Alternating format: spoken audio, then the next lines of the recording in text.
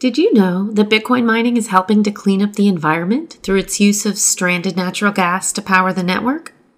When drilling for oil, natural gas is released as a byproduct of the drilling. Natural gas pipelines are built out to the oil fields to provide a way to sell that gas to the energy market. However, when natural gas is stranded, that is, located far from any pipeline infrastructure, oil fields are forced to burn this excess gas in a process known as flaring in order to prevent it from escaping into the atmosphere as methane emissions. For, according to the EPA, methane is more than 25 times as potent as carbon dioxide at trapping heat.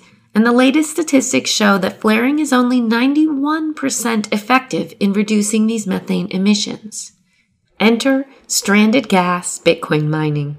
By bringing a generator and a simple data box of computers out to the wellhead, miners transform what was formerly a waste product into power for securing the network and releasing new coins.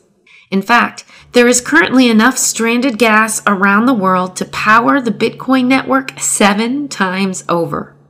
By utilizing this resource at its source, gas that is currently being leaked into the atmosphere can be captured and put at the service of securing a decentralized global monetary network, providing property rights to billions of unbanked persons around the globe.